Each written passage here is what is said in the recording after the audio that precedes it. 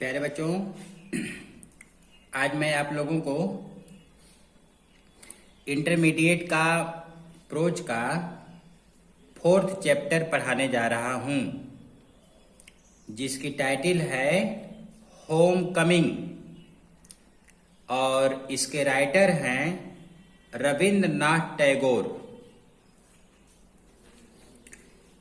और इसमें रविंद्रनाथ टैगोर के बारे में आप लोग जानते ही हैं कि इन्होंने जो है ये बंगाल में इनका जन्म हुआ था, कलकत्ता में।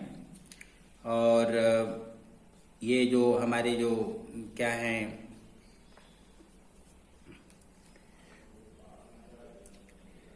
बता रहा है इसमें आपके ये जन्मदिन का पूरा उनका दिया है कि इनका जन्म जो है सन में तो दिया है 1861। कलकत्ता में बता रहा है कि इनका जन्म जो है ये 1861 ईस्वी में कलकत्ता में हुआ था।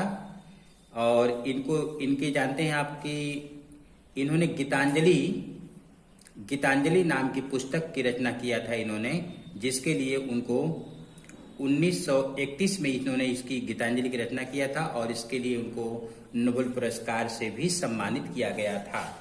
और भी इनकी रचनाएं हैं consent moon, Chitra, hungry stories, ये सब जो है इनकी और रचनाएं हैं। तो चलिए फिर हम लोग अब इसके बारे में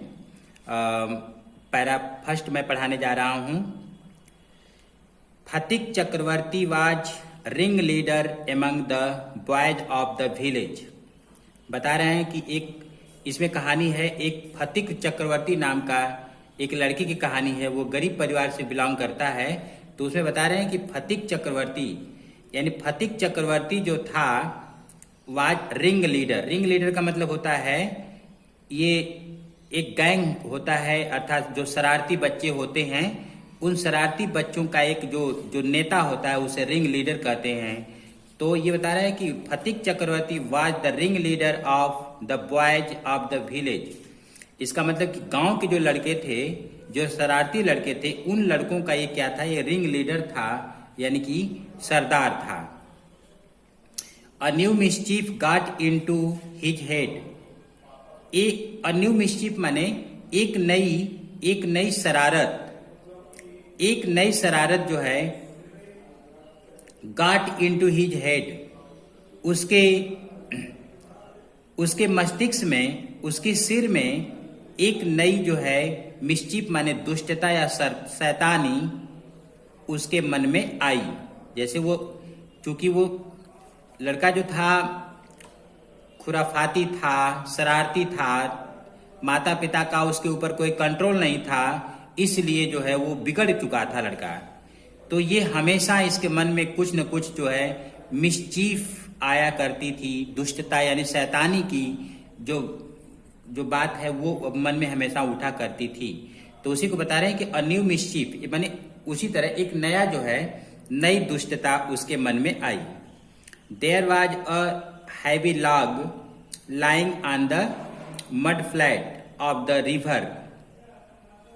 कह रहे हैं कि there was a heavy log, heavy माने भारी, लॉग माने लकड़ी का लट्ठा।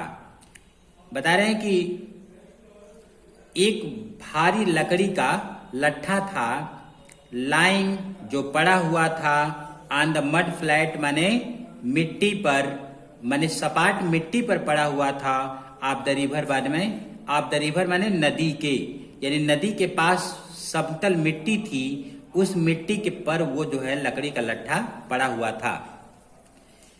Waiting to be saved into a mast for the boat, जो वेटिंग कर रहा था, इंतजार कर रहा था, टू बी माने बनने के लिए, सेव्ड माने वो क्या बनने के लिए, saved into a mast for a boat, नाव का मस्तूल बनाने के लिए।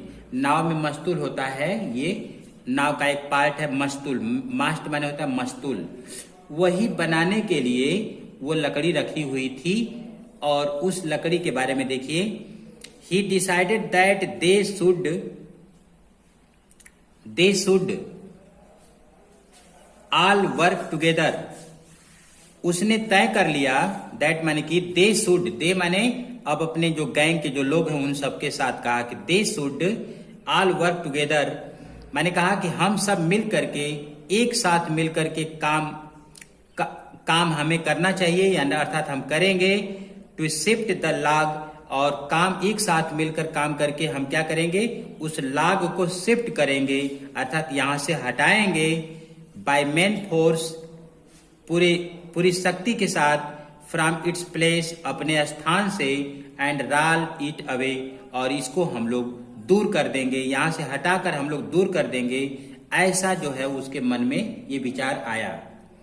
और फिर क्या सोचा था, the owner of the log would be angry, और जब पता चलेगा इसके ओनर को, ओनर माने मालिक होता है, और जब मालिक को पता चलेगा तो वो क्या होगा, वुड बी एंग्री, वो नाराज होगा, एंड सरप्राइज्ड, और आश्चर्यचकित होगा, and they would all enjoy the fun, और इनको मस्ती आएगी, माने ये मौज मस्ती बनाएंगे, माने इनको खुशी होगी, और वो नाराज होगा। इनका देखिए मतलब इस तरह था कि ये लड़के जो है इनको मौज मस्ती मिलती थी, मौज आता था दूसरों को खिझा कर, नाराज करके।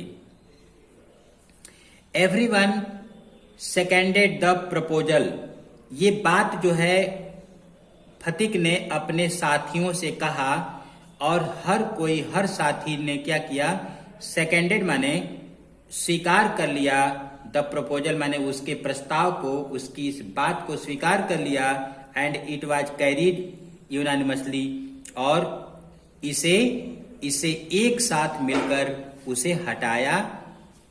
इट वाज कैरीड माने इसका पालन किया गया, अर्थात इस काम को किया गया।